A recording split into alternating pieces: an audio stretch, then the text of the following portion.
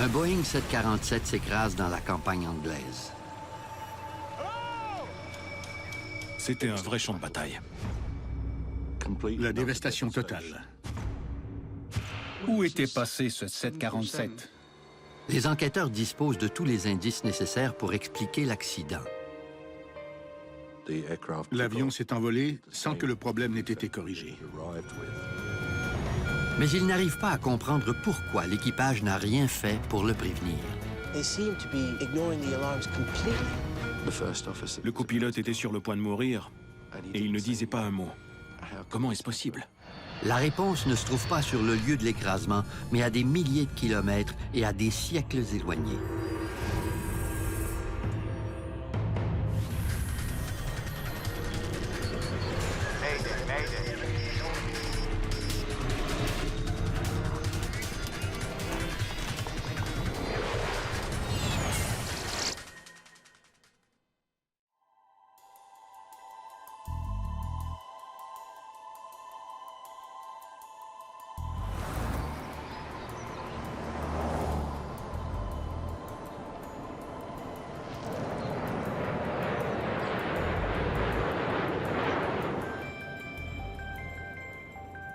Gary Dann profite des vacances de Noël dans le confort de son foyer au nord de Londres.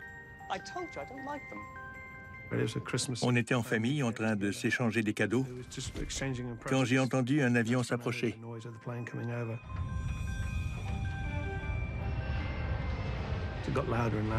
Le bruit est devenu de plus en plus fort, comme si l'avion allait arracher la cheminée. Ça me semblait aussi proche que ça de la maison. Comme il habite à moins de 2 kilomètres de l'aéroport de Stansted, Gary a l'habitude d'entendre des avions à réaction, mais jamais aussi près. J'ai regardé par la fenêtre et j'ai vu l'avion en détresse avec les moteurs en feu. Il était incliné vers la gauche et plus ça allait, pire c'était.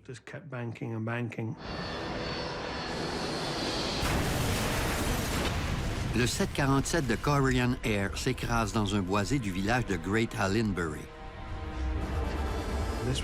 Une explosion gigantesque s'est produite.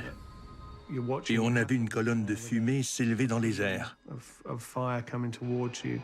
J'ai pris une lampe de poche et je me suis précipité en bas en disant « L'avion s'est écrasé, il faut aller les aider ».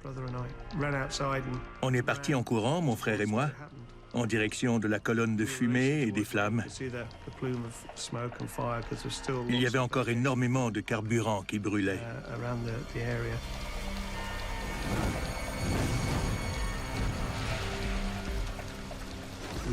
On est descendu dans un énorme cratère et on s'est mis à crier. On espérait entendre des survivants.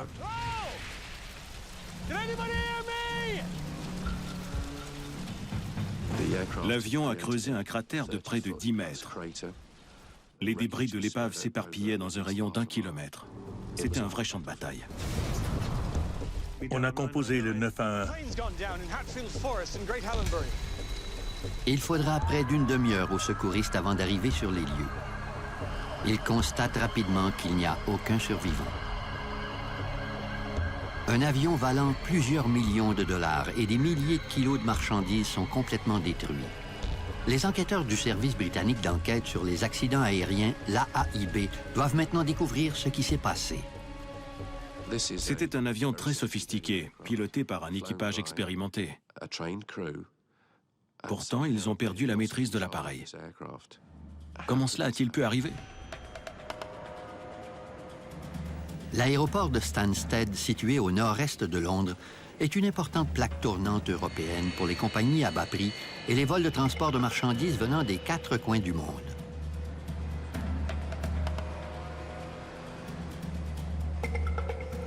C'était très achalandé ce jour-là. Les passagers faisaient la queue pour se faire enregistrer, d'autres arrivaient, des gens venaient les chercher. Il y avait beaucoup d'autocars. L'aéroport était bondé à l'approche de Noël. Le vol 8509 de Korean Air est un avion cargo. Le 747 était un avion cargo. Il n'y avait donc pas de siège passager. La cabine était remplie de marchandises. Parti de Séoul, en Corée du Sud, le gros porteur a fait escale à Tachkent, en Ouzbékistan, avant de se poser à Stansted, et doit maintenant s'envoler pour Milan, en Italie, avec un nouvel équipage.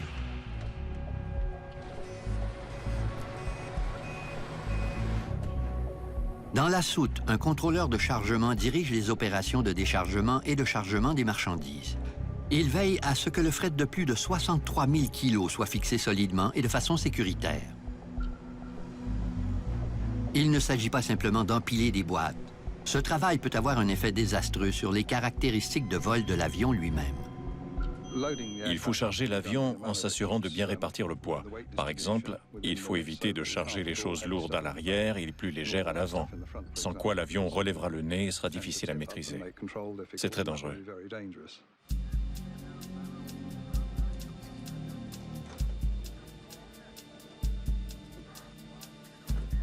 Park Do-kyu est un commandant hautement respecté et un ancien colonel de l'armée de l'air coréenne. Il compte des milliers d'heures de vol aux commandes du 747. Park On-kyu, le mécanicien de bord du vol 8509, est responsable de la surveillance des systèmes mécaniques de l'avion. Le copilote Young Ki-sik a peu d'expérience sur le 747, avec seulement 195 heures de vol. Ce soir-là, les 3 membres d'équipage et un ingénieur coréen étaient à bord de l'avion. L'ingénieur a supervisé des travaux d'entretien mineurs. Il rentre à Séoul par le vol 8509.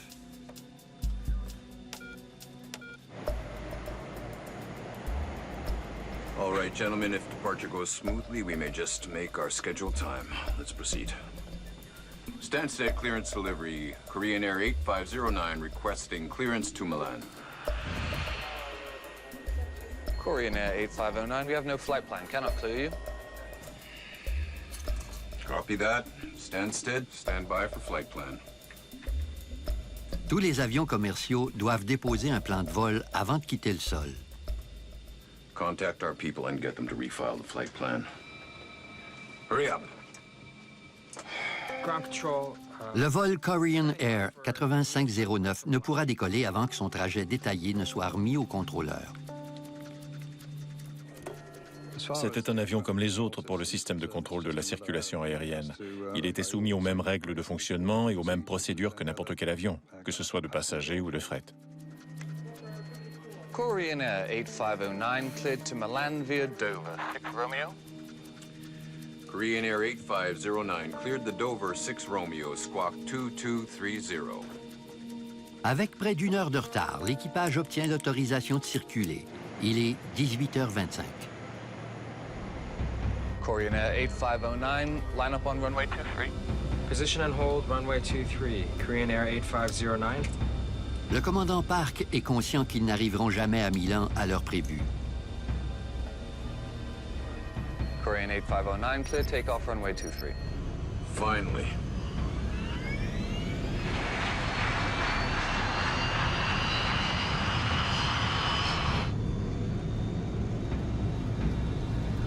$80 knots. Roger. V1. Rotate.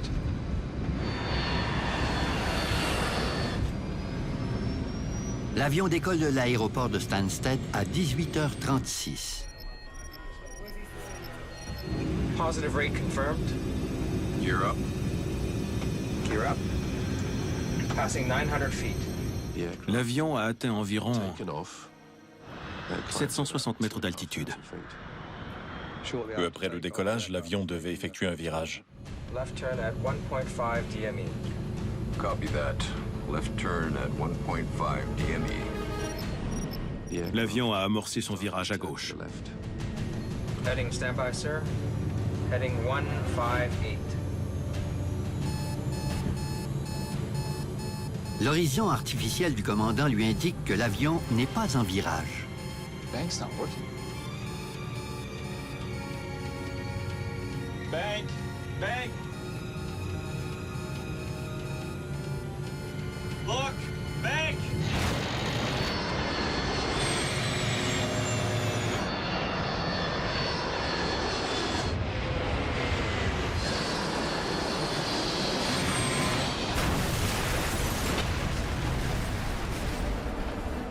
Pour une raison obscure, moins de 60 secondes après son décollage, le vol 8509 n'est plus qu'un amas de ferraille. Le vol 8509 de Korean Air est réduit à néant à quelques kilomètres à peine de l'un des aéroports les plus achalandés du monde. Il n'y avait même pas d'épave, les débris s'élevaient à hauteur des genoux. Où était passé ce 747? Dès que survient un accident majeur, le service britannique d'enquête sur les accidents aériens dépêche un spécialiste de la sécurité sur les lieux. Sid Hawkins évalue les risques présents sur le lieu de l'écrasement. Il est important que les enquêteurs puissent commencer leur travail le plus rapidement possible, mais je dois veiller à leur sécurité. C'est toujours difficile pour moi de les tenir à l'écart pendant qu'on fait notre première évaluation du site. Il se préoccupe d'abord des 30 tonnes de carburant que l'avion contenait au décollage. Est-ce que ce carburant était encore sur les lieux? Si c'était le cas, il représentait un danger immédiat pour l'équipe. Il fallait également savoir de quel type de marchandises il s'agissait. Y avait-il des matières dangereuses à bord? Let's shut down the scene for the night. It's too dark and dangerous. Notify your people. On n'y voyait absolument rien. En fait, c'était extrêmement dangereux pour les enquêteurs et les secouristes.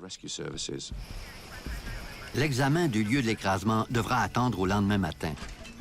Mais avant de quitter la scène, les enquêteurs font une découverte fondamentale en récupérant l'une des 2 boîtes noires de l'avion.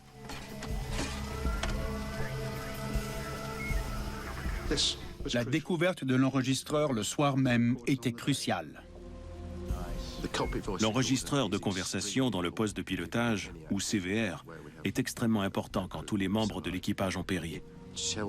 Il nous révèle la nature de leurs échanges, l'atmosphère qui régnait dans le poste de pilotage, sans oublier que les bruits des alertes et des avertissements y sont enregistrés. Mais la boîte noire est lourdement endommagée. Il est trop tôt pour savoir si le CVR contient les précieux indices qui expliqueraient la chute brutale de l'avion. Les derniers instants du vol 8509 demeureront peut-être un mystère.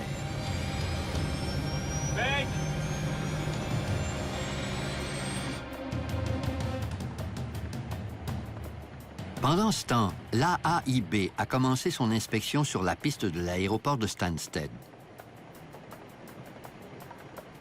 David Miller est l'enquêteur principal des opérations. On s'est immédiatement rendu sur la piste quand on a reçu un rapport de l'aéroport nous disant qu'elle était jonchée de débris. Steve Moss, un enquêteur spécialisé en ingénierie, accompagne David Miller à l'aéroport. L'une des premières hypothèses était ce qu'on appelle une panne non confinée d'un réacteur, ce qui veut dire qu'un réacteur aurait explosé en laissant des débris sur la piste. Les enquêteurs se demandent si l'avion n'a pas commencé à se désintégrer dès son décollage. Parmi les fragments de pièces retrouvés sur la piste se trouve un élément de preuve qui donne froid dans le dos. Ça ressemblait étrangement à une mâchoire humaine.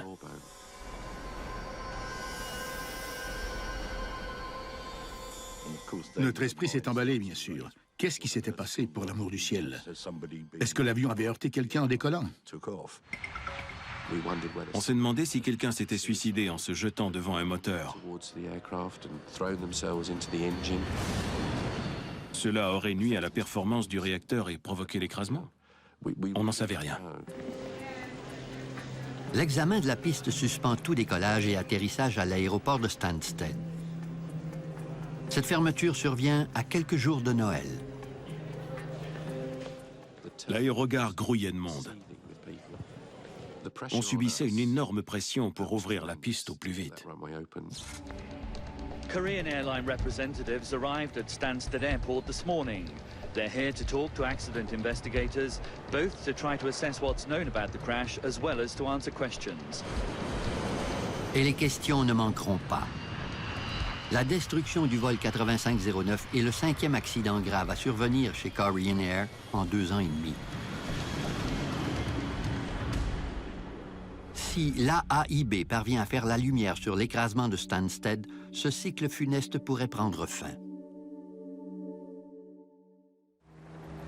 Daylight and the remains of a 747 lying in a path of destruction on the edge of an English village. C'était un champ de débris très déroutant. Ça prend toujours un moment avant de prendre conscience de ce qu'on a sous les yeux et de tenter d'y voir plus clair. Au lever du jour, les enquêteurs peuvent enfin observer le point d'impact. Il s'agit d'un immense cratère recouvert de débris épars. En fait, les débris sur la piste provenaient de l'explosion. Ils ont été projetés à haute altitude avant qu'un vent arrière les emporte jusqu'à la piste. La vaste étendue des débris permet également de résoudre le mystère de ce qui s'apparentait à une mâchoire humaine. Le lendemain matin, un examen plus minutieux nous a révélé qu'il s'agissait d'un morceau de plastique tordu.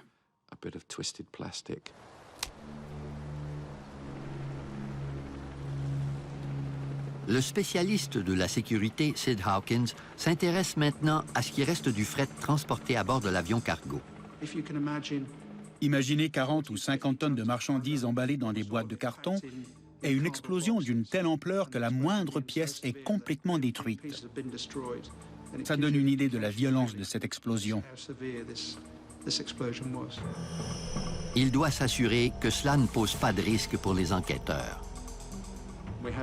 On a trouvé une expédition de matières corrosives. Hawkins apprend que le vol 8509 transportait également des cordeaux de transmission militaire, 2 tonnes de whisky, des cartouches d'impression et même un appareil de radiographie. Mais il constate rapidement que rien de tout cela ne constitue une menace sérieuse. On a conclu que les matières dangereuses à bord de cet appareil avaient toutes été détruites. De leur côté, les enquêteurs veulent savoir si l'avion s'est désintégré en vol avant de s'écraser. I did see a glow, which could have been the plane alight. I noticed the engines were on fire before it hit. I explained to the investigators that... J'ai raconté aux enquêteurs qu'en regardant par la fenêtre, j'ai vu l'avion s'approcher avec des flammes qui s'échappaient d'un moteur. Le témoignage de Gary Dann soulève l'hypothèse que le réacteur gauche se soit éteint, provoquant ainsi la forte inclinaison de l'avion.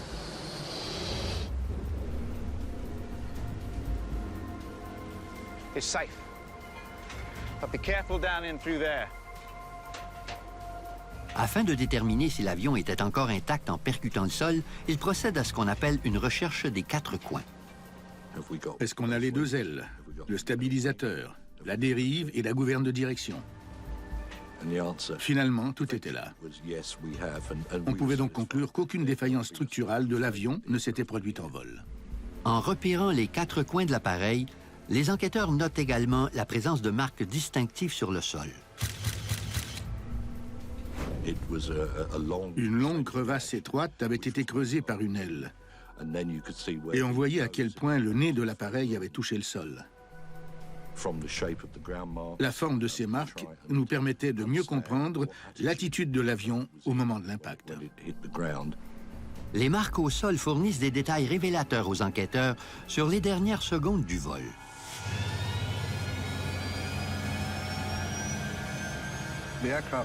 L'avion a percuté le sol à grande vitesse, fortement incliné à gauche, en piqué, avec énormément de puissance.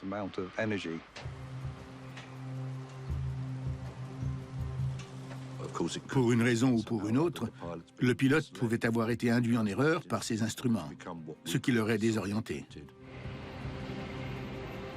L'équipe rapporte certains instruments de bord de l'avion au laboratoire de l'AAIB pour les examiner. On a récupéré quelques parties de l'ADI. L'ADI, ou indicateur directeur d'assiette, est un instrument de vol qui affiche l'inclinaison latérale et le tangage de l'avion. Les pilotes n'ont pas de repères visuels lors des vols de nuit nuageux. Mais ils disposent de l'horizon artificiel, ou ADI, devant eux. Les avions modernes ont 3 instruments. Un devant chaque pilote et un de secours sur le tableau central. Si l'un des 3 ne fonctionne pas, les pilotes peuvent comparer leurs instruments avec celui du tableau central pour vérifier lequel des 3 est défectueux. On en a récupéré seulement des fragments, mais on a réussi à en faire l'analyse. Il découvre que l'horizon artificiel du commandant est probablement le fautif. Il indique le niveau de vol de l'avion au point d'impact. Or, les données ne concordent pas avec les preuves trouvées sur le lieu de l'écrasement. Par contre, sans l'enregistreur de données de vol, les enquêteurs ne peuvent expliquer cet écart. Il fallait que cet enregistreur nous confirme la trajectoire de vol exacte de l'avion. Les états d'entretien avant vol fournissent habituellement ces renseignements, mais pas cette fois. Le livret technique de ce vol a été détruit lors de l'impact. Et malheureusement, contrairement à l'usage, une copie n'avait pas été remise à Stansted. Pour en apprendre davantage, les enquêteurs interrogent l'équipage qui a piloté l'avion jusqu'à Stansted, lors de l'étape précédente du voyage. Ils nous ont dit qu'à leur départ de Tashkent la veille, dans de bonnes conditions météo et en plein jour, ils ont été obligés d'effectuer un virage à gauche. En amorçant son virage, le commandant a remarqué que son horizon artificiel était défectueux quant à l'inclinaison latérale. Comme il faisait jour, le pilote a réussi à s'orienter grâce à l'horizon extérieur. Afin de résoudre le problème, le commandant a sélectionné le troisième instrument comme source. Et tout a fonctionné parfaitement. Le vol s'est poursuivi et ils ont atterri sans encombre à Stansted. Une fois à destination, l'équipage a quitté l'aérogare avant l'arrivée de ses remplaçants. La pratique courante veut que les deux équipages se rencontrent pour un compte-rendu verbal de l'état de l'appareil. Ce qui n'a pas eu lieu. La seule personne ayant eu vent du problème de l'ADI est un ingénieur chargé de l'entretien de Korean Air. OK, I'll have a look. Korean Airlines avait dépêché un ingénieur pour faire la réparation nécessaire. L'ingénieur coréen ne disposait pas des outils dont il avait besoin. Il a demandé de l'aide à l'aéroport. Le récit de la réparation ne fait qu'épaissir le mystère. Le premier équipage savait qu'un instrument était défectueux et ils ont demandé qu'il soit réparé. Pourtant, au décollage, l'horizon artificiel du commandant Park ne fonctionnait toujours pas selon les preuves recueillies sur le lieu de l'écrasement. L'ingénieur coréen a péri dans l'accident. Le seul qui peut parler de la réparation est le mécanicien britannique qui lui est venu en aide. Il nous a raconté qu'il a retiré l'instrument du tableau, qu'il a débranché les fils à l'arrière.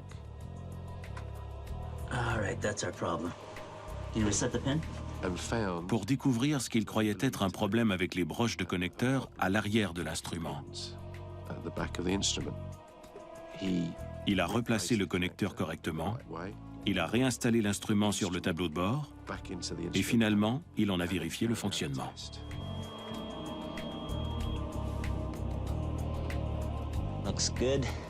Aux yeux de l'ingénieur, le problème était réglé.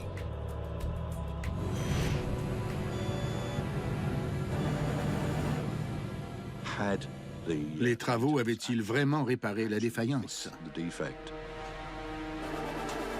Ils espèrent trouver la réponse grâce à l'enregistreur de données de vol qu'ils ont enfin réussi à récupérer sur le lieu de l'écrasement. Le retrouver parmi les décombres au fond d'un cratère de 10 mètres a demandé énormément d'efforts. Il a fallu 7 jours avant d'y arriver. Mais le téléchargement des données réserve une surprise aux enquêteurs. Selon les mesures, l'angle d'inclinaison de l'avion n'aurait jamais dépassé 2 degrés.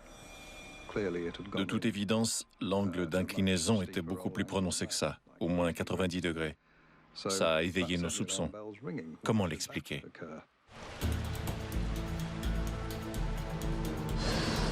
Pourquoi un 747 de Korean Air s'est-il écrasé quelques secondes après s'être envolé de l'aéroport de Stansted à Londres? Les enquêteurs commencent à peine à démêler le fil des événements.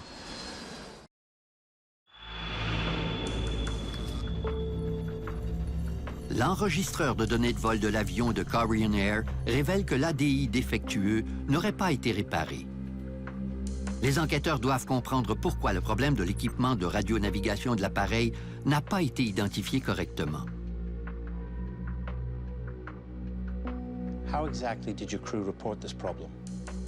À l'atterrissage, le mécanicien de bord du premier équipage a mentionné le problème de l'ADI en inscrivant un code dans son livret technique. Il l'a ensuite porté à l'attention de l'ingénieur chargé de l'entretien.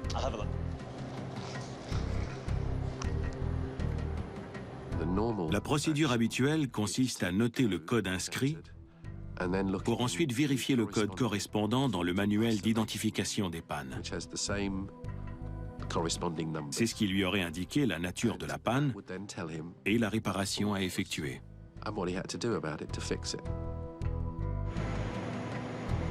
Mais l'ingénieur de Korean Air n'avait pas de manuel d'identification des pannes sous la main. Il ne savait donc pas quelle était la réparation appropriée. Il a fait de son mieux pour régler le problème. All right, that's our problem.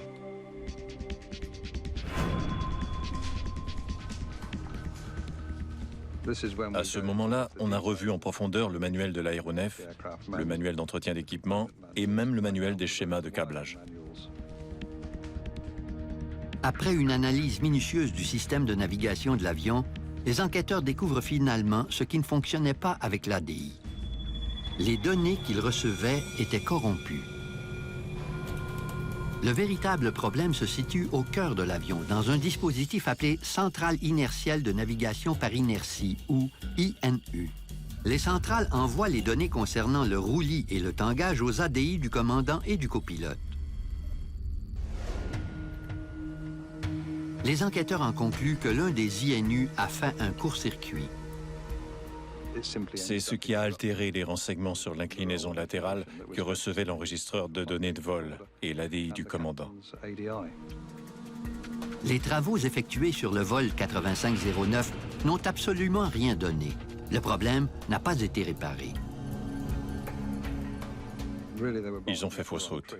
Need you to remove the captain's ADI. Si l'ingénieur avait consulté le manuel d'identification des pannes, il aurait su que l'intervention de maintenance appropriée consistait à remplacer l'INU numéro 1 et non pas l'ADI du commandant.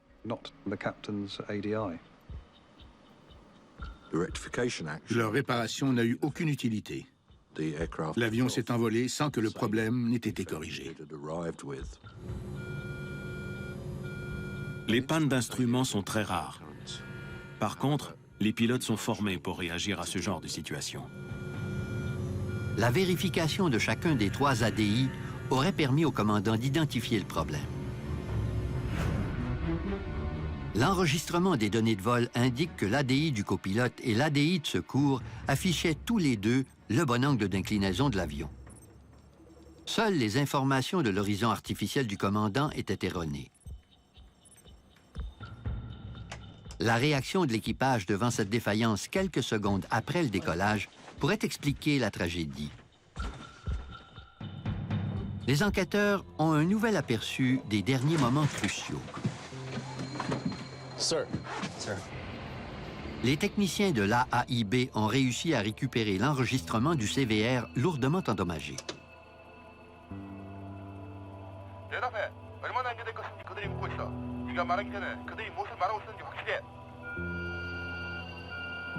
L'un des éléments les plus importants de cet enregistrement était le son d'un avertisseur qui se déclenchait dans le poste de pilotage au moment où l'avion quittait Stansted.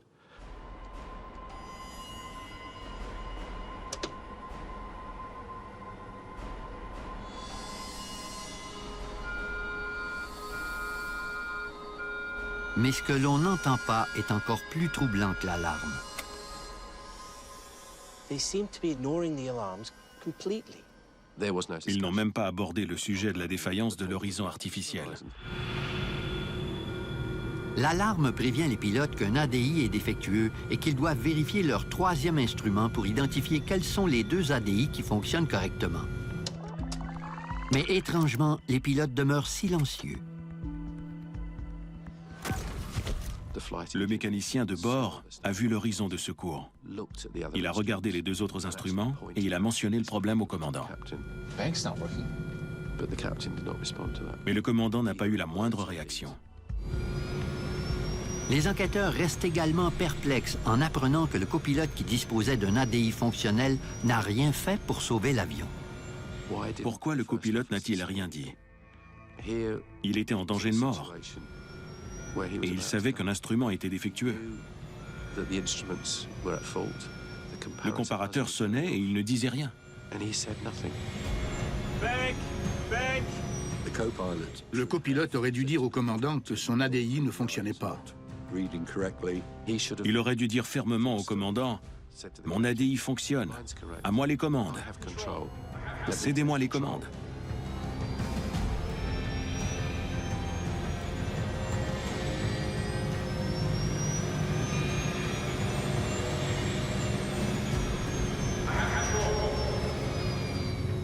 Et la réponse appropriée aurait été « Oui, je te cède les commandes ».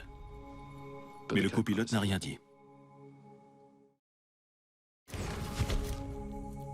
Les enquêteurs ne comprennent toujours pas pourquoi les pilotes de Korean Air ne se sont pas consultés alors que leur avion était en détresse.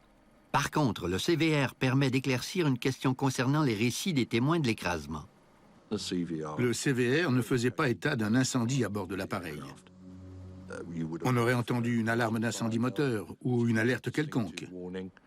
Mais il n'y avait rien de cela. Steve Moss n'est pas surpris que des témoins se soient mépris. On peut voir toutes sortes de choses quand il fait noir et mauvais temps. Les témoins peuvent parfois confondre le reflet des feux d'aéronef ou des feux de navigation avec des flammes.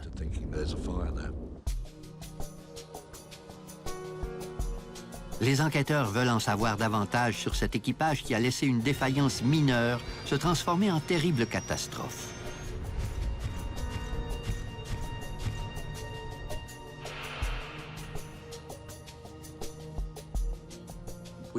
On a écouté l'enregistrement, mais c'était en coréen, bien sûr.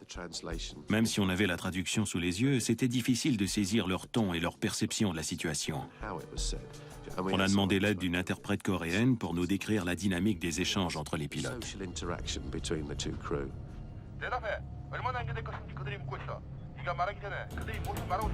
Ils constatent qu'avant le décollage, le commandant est devenu de plus en plus impatient en raison du retard. Korean Air 8509, please explain your delay. Answer them. They're asking how long the delay will be. Make sure you understand what they're saying before you speak. Stansted clearance, standing by for new flight plan for Milan. Le commandant était extrêmement autoritaire et très critique à l'égard du copilote. Le copilote était très soumis. Il ne faisait qu'écouter, et le commandant était seul à parler. Miller se demande ce qui se serait passé si le commandant avait écouté l'avertissement lancé par le mécanicien de bord. Il veut savoir si le commandant aurait eu suffisamment de temps pour corriger la situation. À l'aide d'un simulateur de vol et des données de l'enregistreur de bord, il reconstitue le déroulement du vol. La simulation révèle que l'écrasement aurait pu être évité.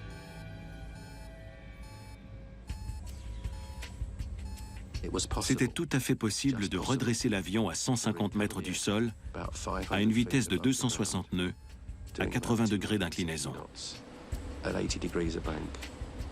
En sachant ce qui se passait, on pouvait redresser cet avion et raser le sol.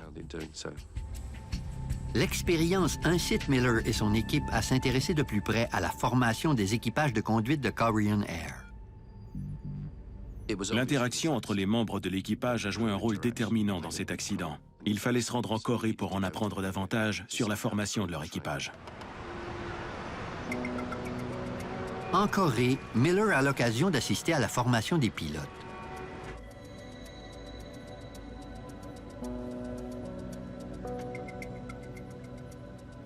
Il y a sans contredit une grande hiérarchie entre les pilotes.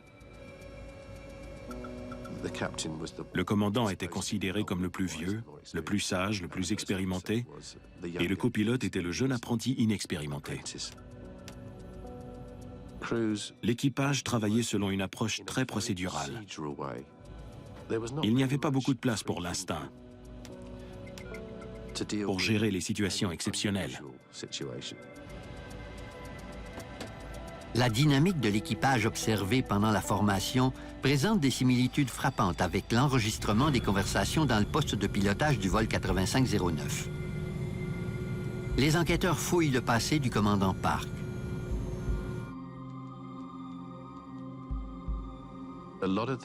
Plusieurs commandants travaillant chez Korean Air avaient été formés dans l'armée.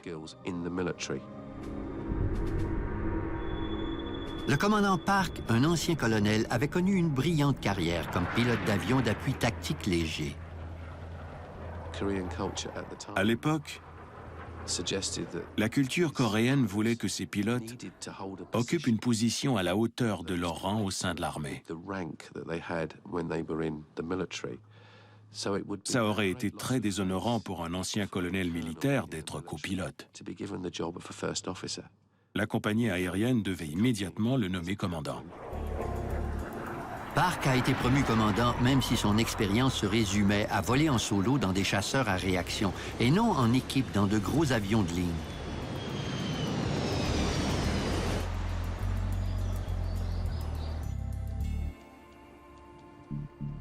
En reconstituant le casse-tête de la mauvaise communication, des pépins inattendus et de la dynamique entre les membres de l'équipage, les enquêteurs estiment avoir finalement compris pourquoi le vol 8509 de Korean Air s'est écrasé moins de 60 secondes après son envol.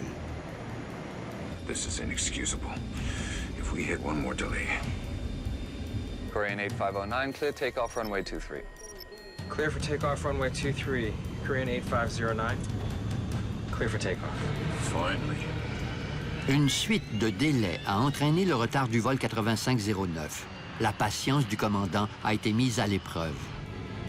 Le copilote a gardé son calme, désireux d'éviter tout conflit avec son collègue et supérieur. L'équipage doit travailler en équipe en tout temps. Il ne faut surtout pas avoir un autocrate dans un siège et un copilote soumis dans l'autre. V1. Rotate.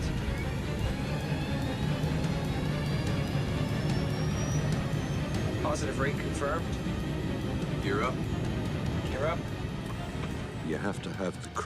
L'équipage doit se sentir libre de donner son avis et de critiquer les décisions d'un supérieur, s'il le faut. L'erreur fatale s'est produite quand le commandant a tourné son manche à balai à gauche. Son horizon artificiel n'a pas bougé. C'était certainement très troublant. Il a dû se demander ce qui se passait. Il a décidé d'incliner davantage l'avion sans cesser d'augmenter sa vitesse angulaire de virage. Le mécanicien de bord savait que l'avion s'inclinait à un angle extrême. Mais le commandant Park a ignoré tous les avertissements. Quelques mois auparavant, il avait été réprimandé parce qu'il n'avait pas respecté une procédure de vol aux instruments au décollage. On soupçonne que c'était sa préoccupation majeure. Il voulait respecter la procédure à la lettre pour éviter un autre blâme. Et pour aggraver les choses, il n'avait aucun repère visuel et il ne pouvait probablement pas sentir l'inclinaison extrême de l'avion. Si l'instrument indique que l'avion effectue un vol rectiligne en palier, c'est ce que le pilote croit, même si l'appareil est fortement incliné. Les équipages sont formés pour se fier à leurs instruments avant leur propre jugement. Le commandant a fait confiance à son ADI malgré les indices flagrants de son mauvais fonctionnement. Le copilote aurait dû dire au commandant « Écoutez toutes ces alertes ». Sa réaction, ou plutôt son absence de réaction, est incompréhensible. Mais selon moi, c'est étroitement relié à la culture coréenne, ou du moins ça l'était à l'époque. Craignant davantage le déshonneur que la mort, le copilote n'a pas osé s'opposer au commandant, ni même tenter de corriger la situation. Ils n'ont pas travaillé en équipe. Un homme était aux commandes, avec ses 2 subalternes. L'avion s'est incliné de plus en plus. 30 degrés, 40, 50, 60, 70, 80, pour finalement atteindre 90 degrés. Les enquêteurs soupçonnent maintenant que les racines du tragique accident remontent à des siècles avant que le 747 ne quitte le sol. Sir. Pendant des siècles, la culture coréenne a été définie par une structure de classe à la hiérarchie sociale rigide. Les enquêteurs ont constaté à quel point l'armée coréenne, une institution régie par l'honneur, a exercé une influence considérable sur l'aviation commerciale. Il ne fait maintenant aucun doute que cette adhésion sans compromis aux normes culturelles a mis la vie de l'équipage du vol 8509 de Korean Air en danger dès son entrée dans le poste de pilotage. Il est très difficile de renier des valeurs culturelles aussi profondément enracinées.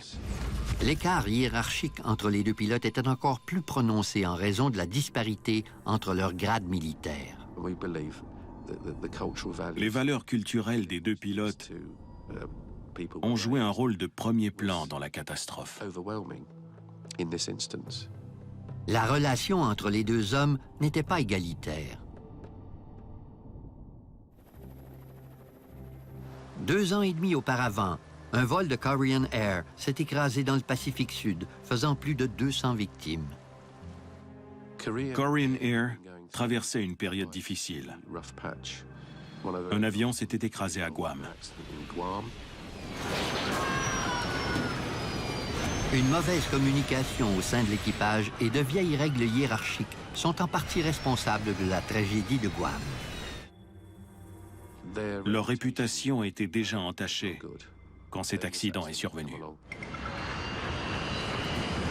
L'armée américaine décide de ne plus recourir à Korean Air pour transporter son personnel dans la région du Pacifique. La compagnie aérienne se retrouve sous les projecteurs partout dans le monde. À la suite de l'écrasement du vol 8509, la réputation de Korean Air est détruite. At a news conference, the Korean airline officials made the startling admission that military pilots, many of whom were recruited by the airline, sometimes take unnecessary risks. Malgré toute cette publicité négative visant la compagnie aérienne en difficulté, les enquêteurs ont une stratégie pour aider Korean Air à régler ses problèmes de sécurité. Selon moi, tous les accidents ont une leçon à nous apprendre pour améliorer la sécurité aérienne. L'AAIB recommande de modifier tout le matériel de formation importé pour qu'il soit mieux adapté à la culture coréenne. Le programme de formation de Korean Air est révisé en profondeur, à la fois pour améliorer la performance des pilotes et pour instaurer une toute nouvelle dynamique dans le poste de pilotage. Après l'accident de 1999, Korean Air a lancé un important programme pour améliorer ses résultats en matière de sécurité.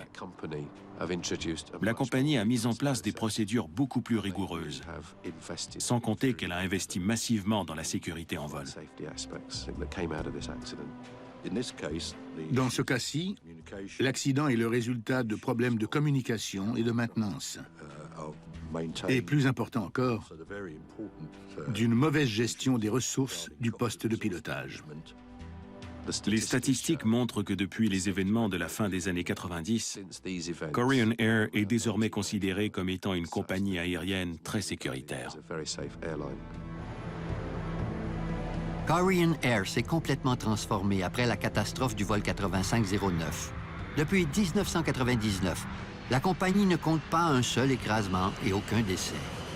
Elle est même devenue l'une des compagnies aériennes les plus respectées à travers le monde.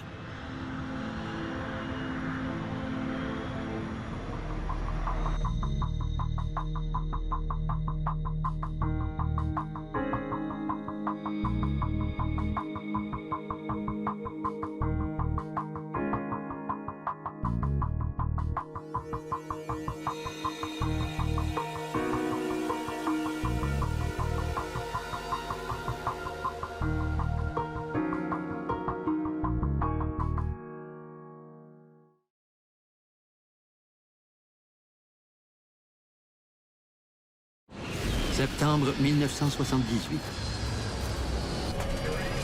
Un Boeing 727 s'écrase droit au sol. Easy, baby, easy. Ma, I love you.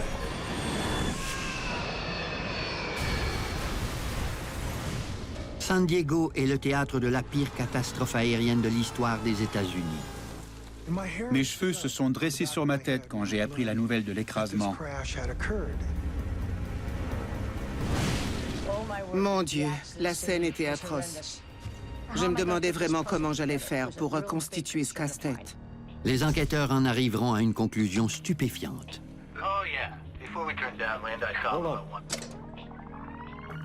Un terrible accident aurait été causé par la confusion d'une simple syllabe.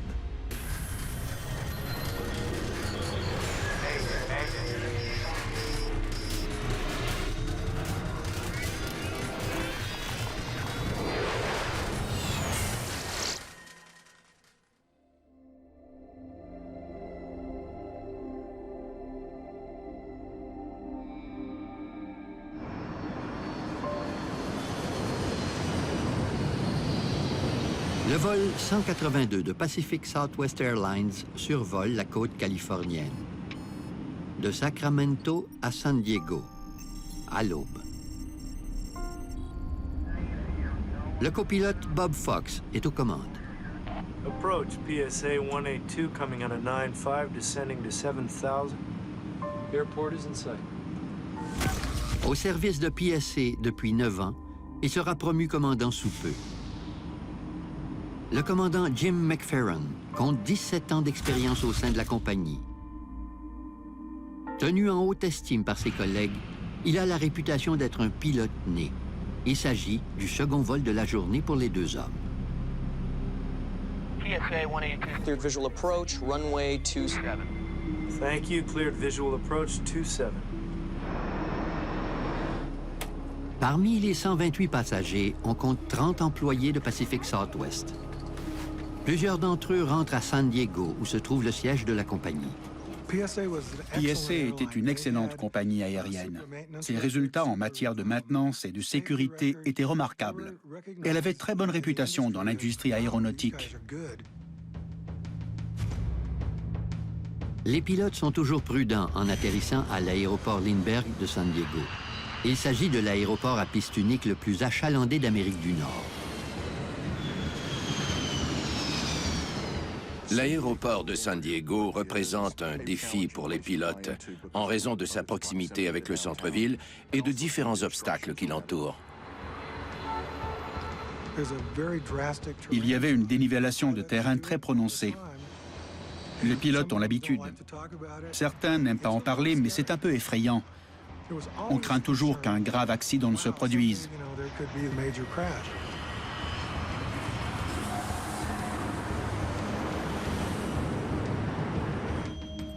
Plusieurs autres aéroports de la région bourdonnent d'activités avec l'aviation commerciale, militaire et privée. L'espace aérien aux abords de San Diego est très achalandé, avec ses 600 vols quotidiens. Les avions y décollent et y atterrissent sans interruption. Le vol 182 devra se frayer un chemin à travers cette circulation dense en survolant la ville pour atterrir sur la piste 27. Martin Wayne est le mécanicien de bord. Il contacte le siège de la compagnie pendant leur approche en direction de l'aéroport. We're out of Los Angeles. San Diego at 0905. PSA 182. Roger. A little late, but thank you. I just called my off report. The guy started laughing. Make it up by reporting our next takeoff now. It's very nice. Même si l'ambiance était agréable et décontractée, ils étaient très professionnels. L'équipage de la compagnie était charmant. On sentait qu'ils étaient heureux de nous accueillir à bord. C'était vraiment bien. Notre sourire est contagieux était leur devise. C'était une expérience. On avait du plaisir.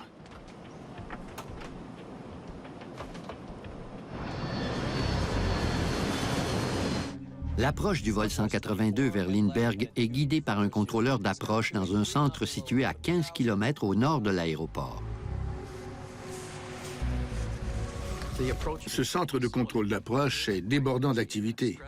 C'est stressant de surveiller autant d'avions dans le même espace aérien. Le contrôleur aperçoit un Cessna qui vole devant le 727 de PSC. Il prévient immédiatement les pilotes. PSA 182, traffic's at 12 o'clock, 3 miles out, 1,700. Got it. Traffic in sight. On leur a signalé la présence d'un avion et ils ont confirmé qu'ils le voyaient. Okay, sir. Maintain visual separation. Contact Lindbergh Tower 133.3. Have a nice day. Okay. L'espacement visuel signifie que le pilote a un avion en vue et qu'il le confirme. Une fois que l'approche visuelle est acceptée par le pilote, il devient responsable d'assurer son propre espacement. Comme deux bateaux qui se rencontrent, celui qui effectue le dépassement a la responsabilité de maintenir visuellement l'espacement nécessaire. À l'approche de l'aéroport, le vol 182 s'incline vers la gauche pour voler parallèlement à la piste. Il sera prêt à tourner et atterrir quand il en aura l'autorisation. C'était une approche de routine parfaite. Il n'y avait pas le moindre problème. L'avion se trouve maintenant à moins de 8 km de la piste. Un contrôleur de la tour de l'aéroport prend le relais pour guider l'atterrissage. Lindbergh, PSA 182, downwind. 182, roger. Tous les avions qui atterrissent et décollent dans le rayon de 8 km de l'espace aérien d'aéroport sont surveillés par ce contrôleur. Le contrôleur d'aéroport guide plusieurs avions en plus du 727 de PSC. PSA 182, traffic 12 o'clock, 1 mile, a Cessna. Comme il n'y a qu'une seule piste à Lindbergh, le contrôleur aérien doit surveiller rigoureusement l'espacement en raison des différences de vitesse entre les avions. PSA 182, clear to land. 182, clear to land. Les avions à réaction ont une vitesse d'approche de loin supérieure au Cessna. Ils ont donc besoin de plus d'espacement.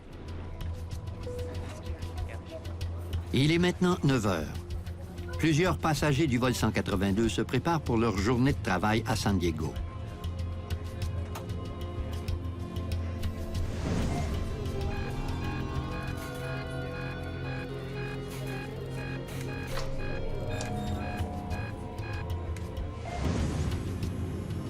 À quelques minutes de l'atterrissage, le copilote Bob Fox aperçoit un avion au loin.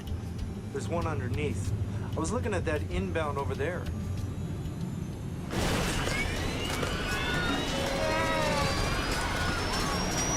Easy, baby, easy, baby. Un photographe professionnel voit le vol 182 en flammes. Hey, what do we got here? It's bad. We're hit, man. We're hit. Doc, we're going down. This is PSA. Okay. We'll call the equipment for you.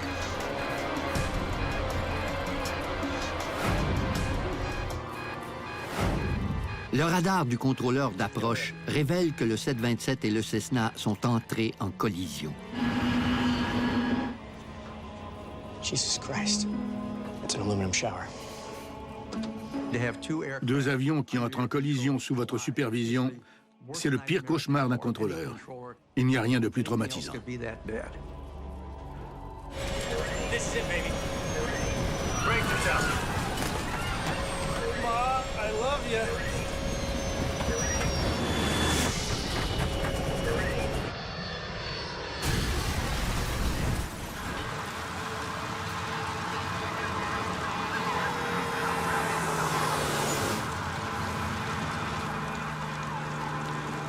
All of a sudden, just went right in. Just a burst of flames. It was just incredible.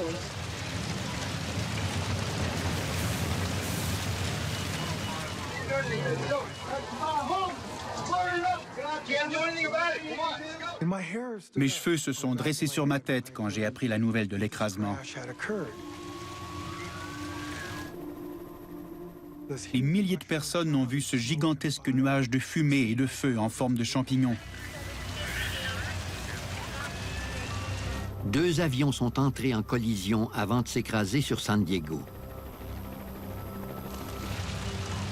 La ville entière est sous le choc. Et l'on se doute à peine de l'ampleur de la tragédie.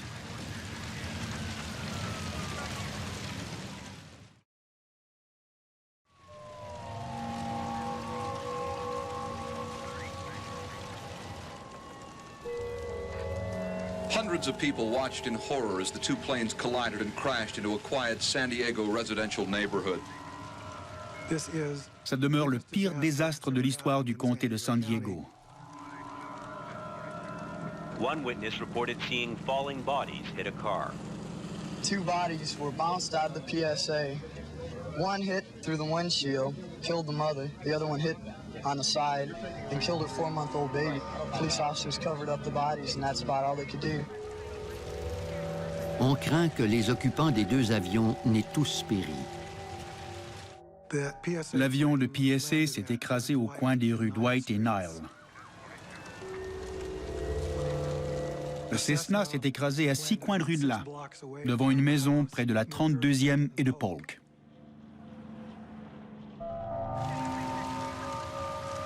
« 22 maisons sont détruites. 7 résidents du quartier perdent la vie.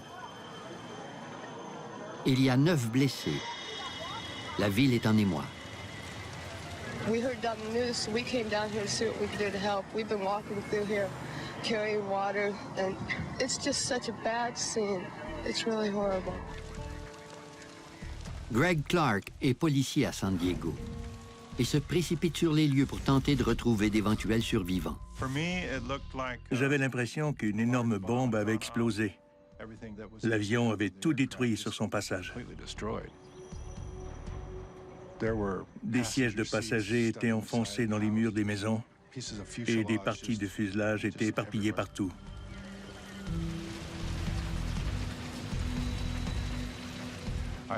Je n'ai retrouvé aucun corps en un seul morceau. 2 heures après l'écrasement, l'enquêteuse du NTSB Wally Funk arrive de Los Angeles. Comme j'étais l'enquêteuse de garde ce jour-là, c'est moi qui ai reçu l'appel de l'agent de la FAA. Il m'a appris qu'un abordage en vol avait eu lieu à San Diego. Mon Dieu, la scène était atroce.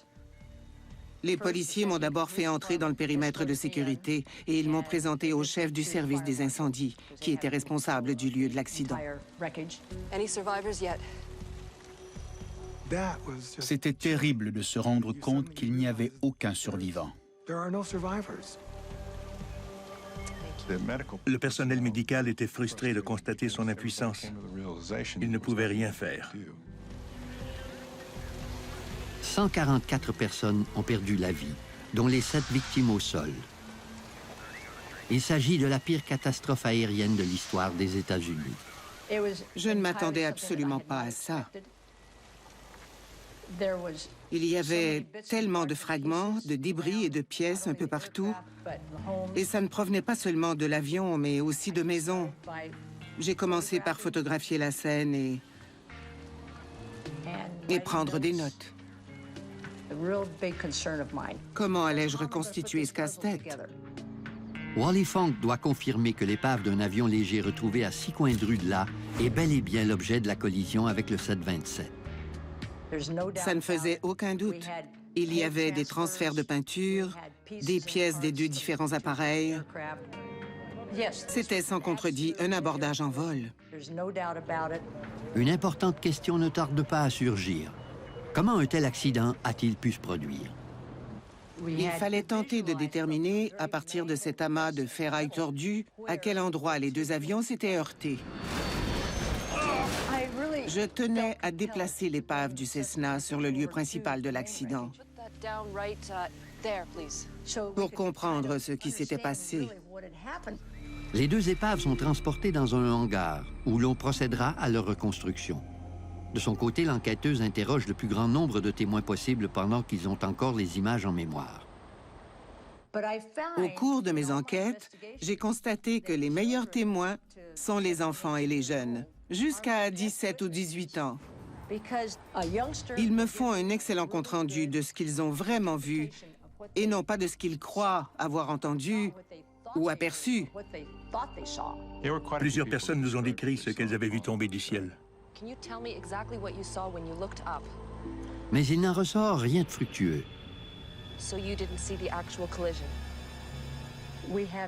Personne n'a vu la collision se produire. Les témoins n'ont vu que les suites du choc. Les images se rapprochant le plus de la collision ont été filmées par une équipe de télévision. On y voit la chute vertigineuse du Cessna. Le NTSB dépêche des renforts de Washington, dont l'enquêteur principal, Philip Hogue. Hello, Wally.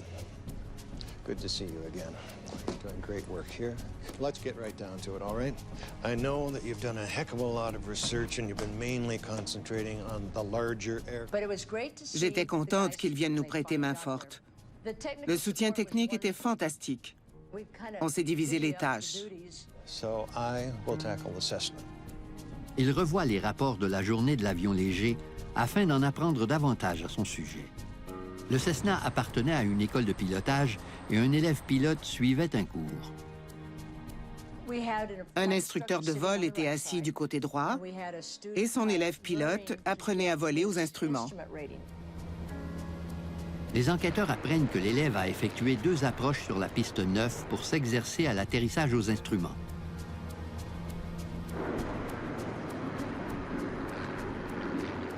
Quand on vole aux instruments, l'approche de la piste demande plus d'entraînement que l'atterrissage lui-même. Les médias locaux sautent aux conclusions. Plusieurs personnes ont dit que le Cessna était responsable de l'écrasement parce qu'un élève pilote était aux commandes. Dans l'esprit du public et des médias, un préjugé veut que les avions de ligne aient la priorité au décollage et à l'atterrissage dans les aéroports. Mais ce n'est pas le cas. C'est premier arrivé, premier servi. Par contre, quand un avion de ligne a un alignement de descente assigné vers un aéroport international, il est légitime de se demander ce qu'un avion léger fait dans sa trajectoire.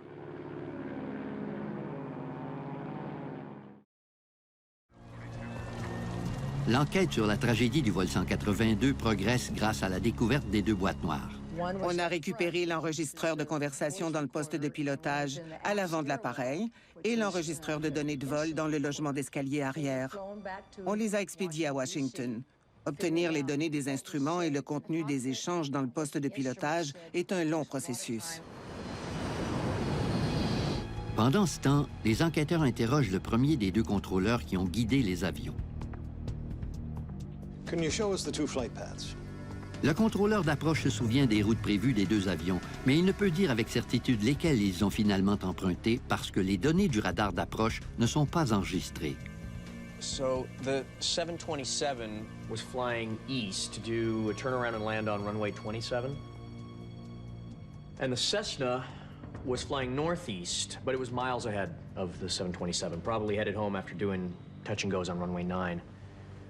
They should have missed each other by over a mile.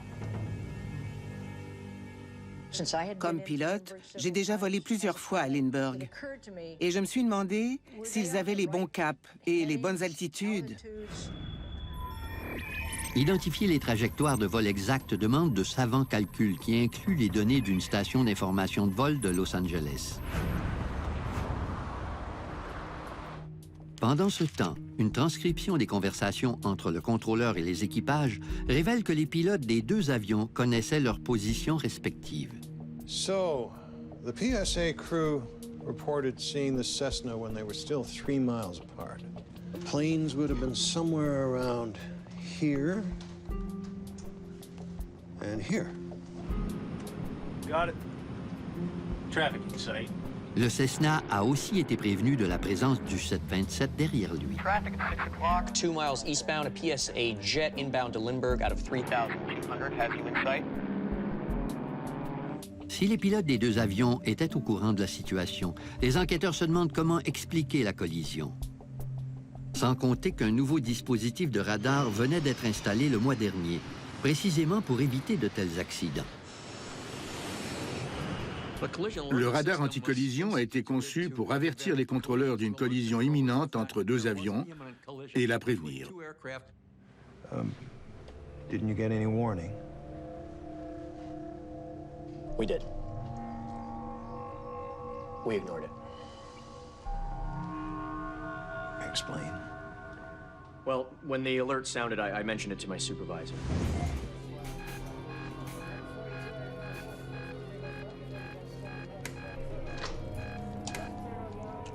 Alarm again. I talked to both planes. PSA 182 has confirmed a visual sighting of the Cessna. We're not expected to contact the pilots if they're flying by visual rules. Not to mention we get about 13 alarms a day, so... Il l'a mentionné à son supérieur. Mais comme il y avait plusieurs fausses alarmes chaque jour, ils ne s'en sont pas préoccupés. Les contrôleurs ne tiennent pas compte de l'alarme, mais ils contactent tout de même le Cessna pour répéter leur message précédent. Traffic in your vicinity. PSA jet has you in sight. He's descending for Lindbergh. On pourrait dire que le contrôleur a fait un appel de politesse au Cessna. C'est à cet instant précis que la collision s'est produite. Selon moi, ils auraient dû surveiller ces deux avions de plus près. Ils ont manqué de vigilance. Les enquêteurs interrogent ensuite le contrôleur de la tour de Lindbergh afin de savoir pourquoi il n'a pas réussi à prévenir les deux équipages de la collision imminente. Ils découvrent qu'il disposait d'un modèle de radar beaucoup moins perfectionné pour surveiller la circulation aérienne. Ce contrôleur n'avait pas de radar anti-collision. Quand le contrôleur s'est aperçu que les avions volaient à 1,5 km l'un de l'autre, il a prévenu le 727. PSA 182, traffic 12 o'clock, 1 mile, Cessna. I think he's passing on to our right. Yeah. Si le pilote a dit « il passe à notre droite », ça voulait dire qu'il maintenait encore l'espacement visuel. C'était sa responsabilité et le contrôleur n'avait pas à s'en inquiéter. Après s'être entretenu avec les deux contrôleurs, les enquêteurs n'ont toujours pas de réponse à la question fondamentale que pose l'abordage en vol. Lequel des deux avions a heurté l'autre? Now, let's have the next acetate, please, and see where that takes us. En calculant les poursuites radars des deux avions, la réponse est sans équivoque. This is where the 727 has rear-ended the Cessna. Le Cessna n'a jamais passé à la droite du vol de PSA. Il a toujours été devant. L'avion de 91 tonnes qui volait à près de 300 km/h a littéralement déchiré le Cessna, beaucoup plus lent et beaucoup plus léger. Les poursuites radars révèlent un autre indice important. Tout juste avant l'impact, le Cessna a dévié directement dans la trajectoire du 727. Selon la trajectoire des deux avions, si le Cessna n'avait pas dévié, il n'y aurait pas eu de collision. Un examen approfondi du carnet de vol d'entraînement pourrait expliquer ce changement de cap.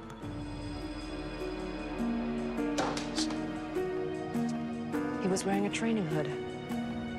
Le pilote du Cessna portait un dispositif d'occultation dont on se sert pour l'apprentissage du vol aux instruments. Pour obtenir sa qualification de vol aux instruments, le pilote doit apprendre à voler en se fiant uniquement à ses instruments. Par beau temps, il faut donc bloquer son horizon naturel. C'était une visière noire qui encadrait son visage. Jusque-là, il ne voyait rien.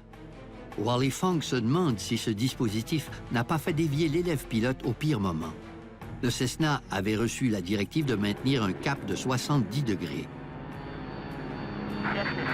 711 Golf, San Diego departure fly heading 070. On enseigne aux pilotes à balayer visuellement leurs instruments afin de maintenir leur cap. Il peut arriver qu'un pilote en formation dévie de son cap parce que son balayage visuel n'est pas assez rapide. En revanche, même si le dispositif d'occultation a joué un rôle dans le changement de cap du Cessna, But it does not explain why the PSA crew couldn't see the Cessna. Got it. Traffic inside. comment l'équipage expérimenté d'un 727 a-t-il pu perdre de vue un avion qui volait directement devant lui?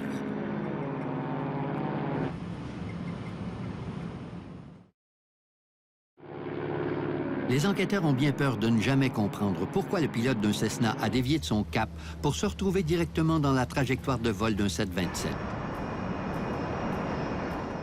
Pourquoi le pilote n'a-t-il pas maintenu le cap qui lui avait été assigné? C'est une question à laquelle je ne peux pas répondre. Il faut mentionner que ce changement de cap n'était pas assez important pour que le contrôleur le contacte à ce propos. Selon le radar, le Cessna a clairement dévié, mais les véritables conséquences restent à prouver. Mais il est incontestable que la responsabilité d'éviter le Cessna incombait à l'équipage du 727. En confirmant que le Cessna était en vue, les pilotes de PSA devenaient responsables de maintenir la distance nécessaire entre les deux avions. À Washington, les enquêteurs réécoutent l'enregistrement des derniers moments de l'équipage de PSA provenant du CVR. All right, hit it. Are we clear of that Cessna? Supposed to be, I guess. I hope. Oh, yeah. Hold on. Go back. Philip Hogue se concentre sur l'échange enregistré 35 secondes avant la collision. Are we clear of that Cessna? Supposed to be, I guess. I hope. Oh, yeah. Before we turned downwind, I saw him about 1 o'clock. Probably behind us now. Non seulement les pilotes de PSA ne voient plus le Cessna, mais ils présument qu'ils l'ont déjà dépassé. It was right in front of them the whole time. Le NTSB procède à une reconstitution visant à déterminer combien de temps les pilotes de PSA ont vu le Cessna à travers leur pare-brise. Welcome aboard. Now, use the reference points to adjust your seat. Ils règlent d'abord le siège du pilote afin d'avoir une vision optimale grâce à un dispositif appelé le point de référence visuel calculé. Les fabricants ont conçu un système très simple, mais extrêmement efficace. On aligne de petites boules au milieu du pare-brise, ce qui oblige l'œil à regarder toujours dans le même angle. Now, if you would, please take a measurement from my eye line to the white ball in the middle.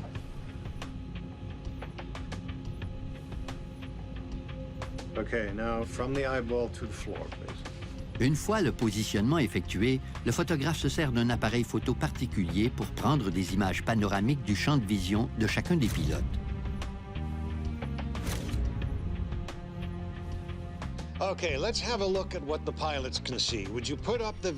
L'enquêteur commence par le commandant. Les poursuites radars fournissent le cap, le tangage et l'angle d'inclinaison du Cessna. Ces données sont reportées sur les photographies par intervalle de 10 secondes. Le résultat leur réserve une surprise. L'équipage de PSC pouvait apercevoir le Cessna plus longtemps qu'on ne le croyait. 170 seconds of clear view. Les pilotes étaient censés voir le Cessna très clairement. How can you miss a plane that is staring you in the face? Yeah, it's something falling. She didn't say what, but okay. All right, I'll take that, Sue Pritchard. Les enquêteurs espèrent encore que les récits des témoins éclairciront le mystère. Ils apprennent que quelque chose dans le ciel aurait pu induire les pilotes en erreur. On a recueilli les témoignages de 220 personnes. Parmi elles, 16 croyaient avoir vu un autre avion voler dans le ciel.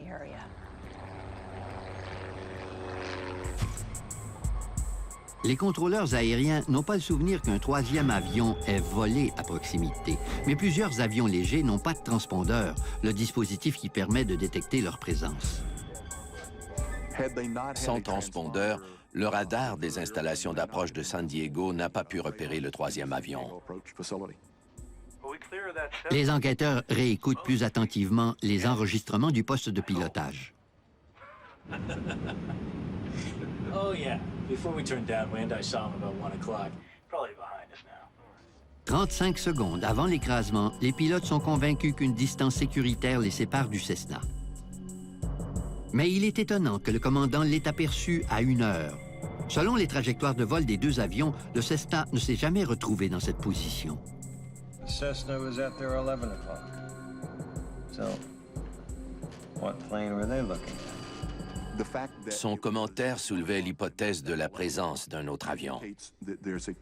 Il était peut-être très loin, mais c'était vraisemblablement un autre avion. Un autre indice suggère qu'un troisième avion volait dans les parages. L'avion qu'il aperçoit vole en rapprochement, ce qui signifie qu'il se dirige en direction opposée du Cessna. Ça ajoutait de la crédibilité à l'hypothèse qu'ils aient vu un autre avion. Mais on ne saura peut-être jamais quel était ce mystérieux avion, même après avoir épluché les rapports des 16 témoins l'ayant aperçu.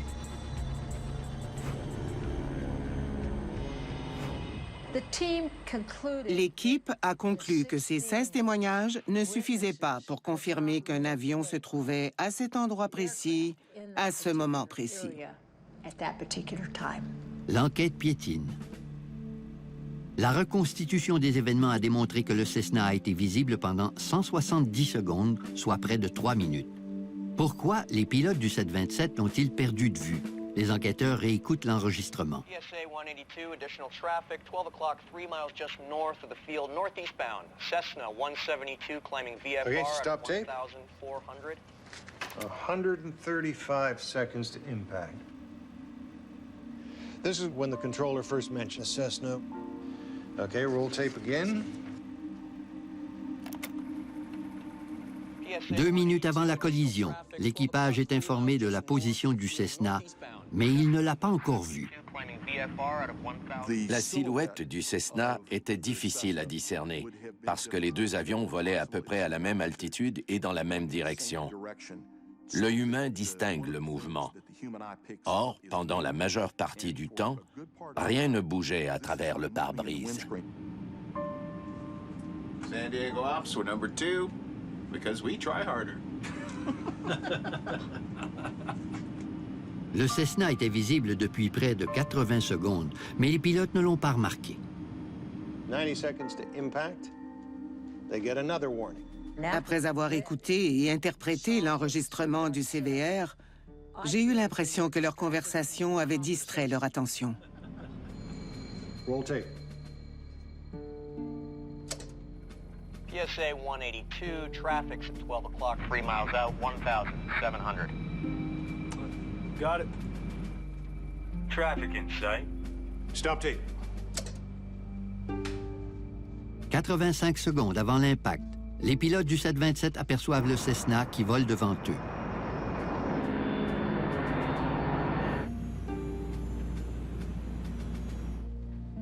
L'équipage reçoit l'instruction de suivre les règles de vol à vue et de contacter la tour de contrôle. Okay, sir.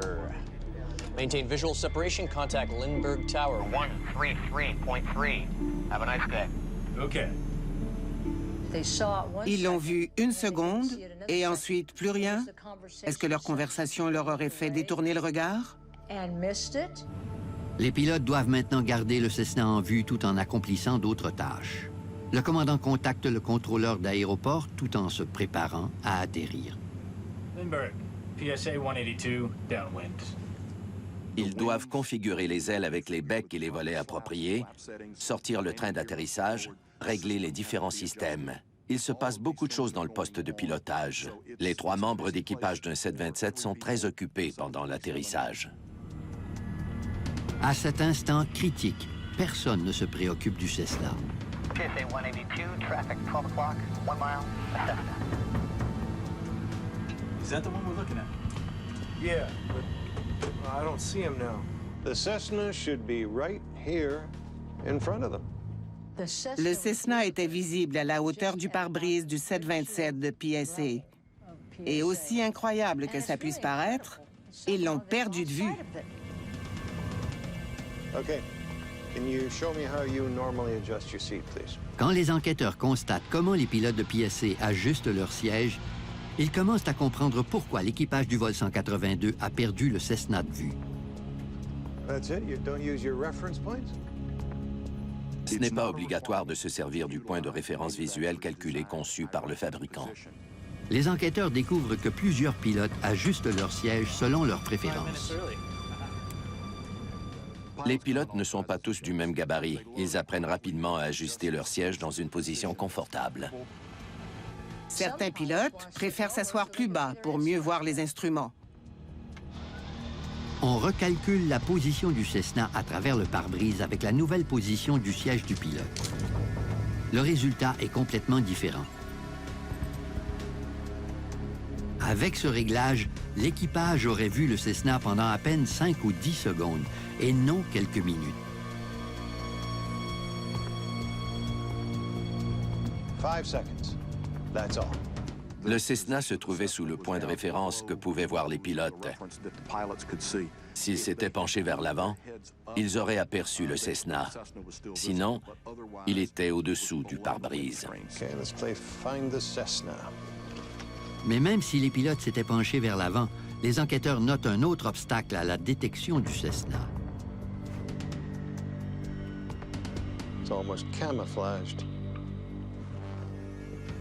L'avion était difficile à repérer en raison de la topographie de la région. Il y a des toits blancs, des toits foncés, des routes, des lacs, des arbres. L'arrière-plan est hétéroclite, ce qui peut prêter à confusion.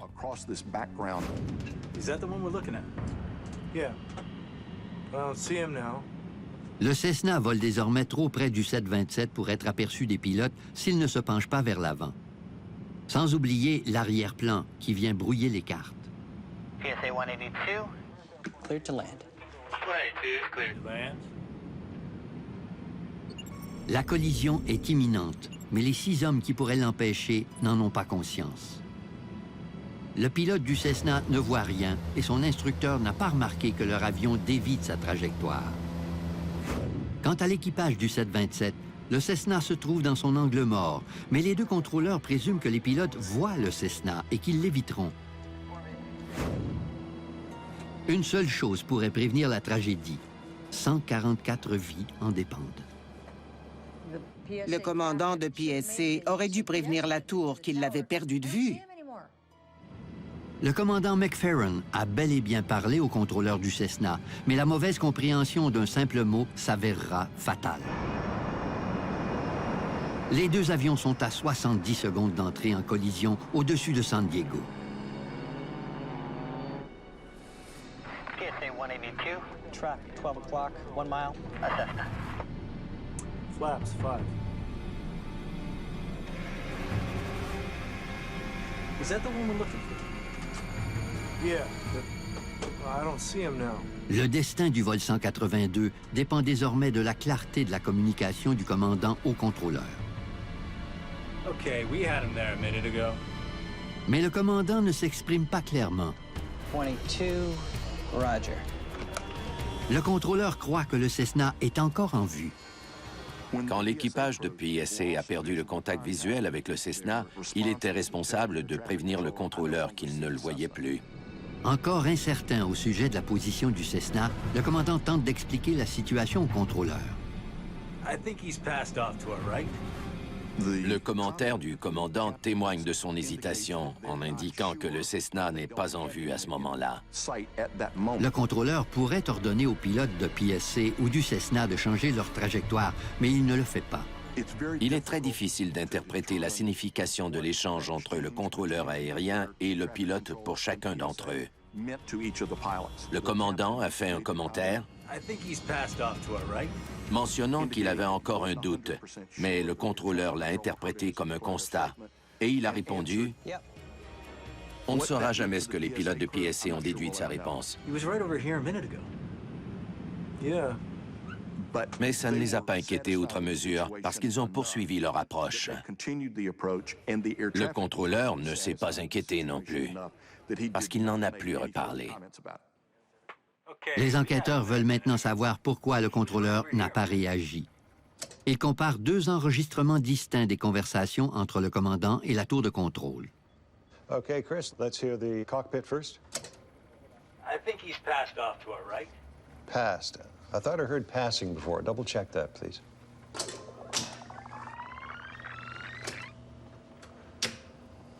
I think he's passed off to our right. You're still saying pass. Let's compare it with the tower, because I think I heard passing.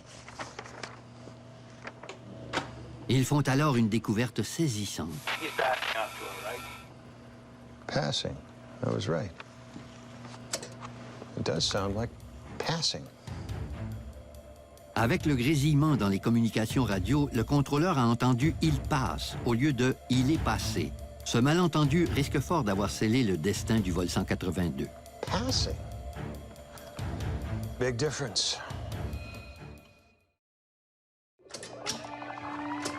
Les enregistrements révèlent qu'un simple mot du pilote du vol 182 de PSC a été mal compris par le contrôleur de la tour de Lindbergh.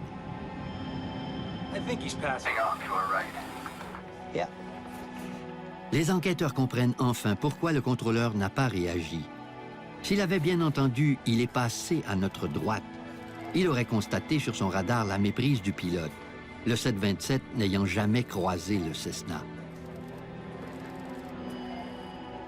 Le contrôleur a entendu le verbe au présent et il en a conclu que les pilotes avaient encore un contact visuel.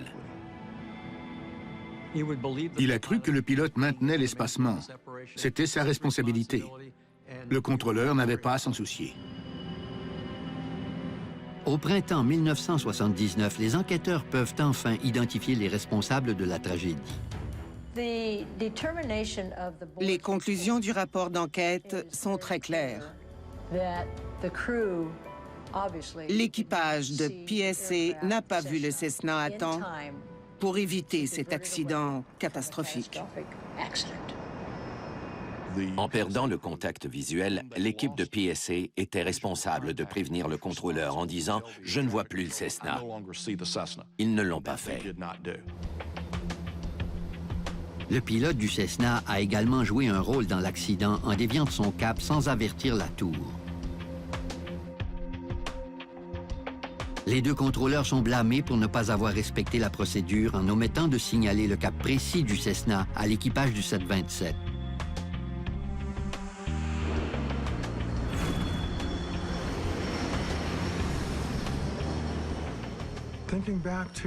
Quand j'y pense, c'est une profonde tristesse qui me revient à l'esprit. Il y aura toujours des accidents, bien sûr, mais celui-ci aurait pu être évité. C'est malheureux.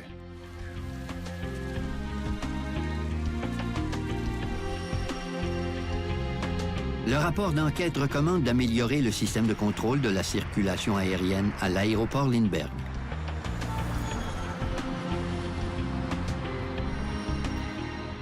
Les procédures ont changé après l'accident. Ils ont implanté une région de contrôle terminal et un tas de restrictions ont été appliquées quant à la circulation, l'altitude. Plusieurs mesures visant à rendre les opérations plus sécuritaires ont été mises en place à Lindbergh. We're out of Los Angeles. San Diego at 0905. PSA 182. Roger.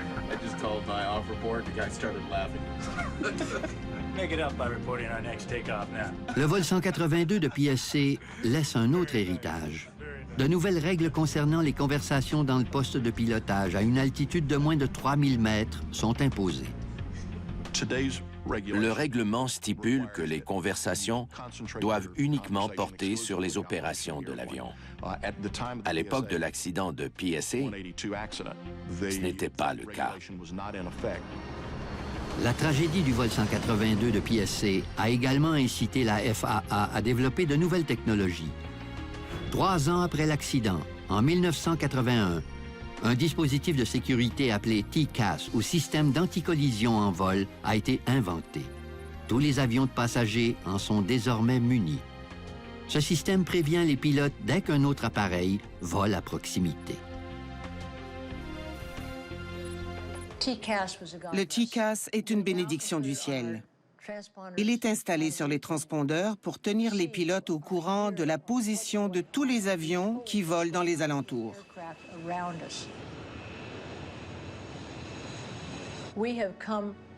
On a fait des pas de géants pour rendre l'aviation plus sécuritaire pour les voyageurs et pour mériter leur confiance en les conduisant à bon port.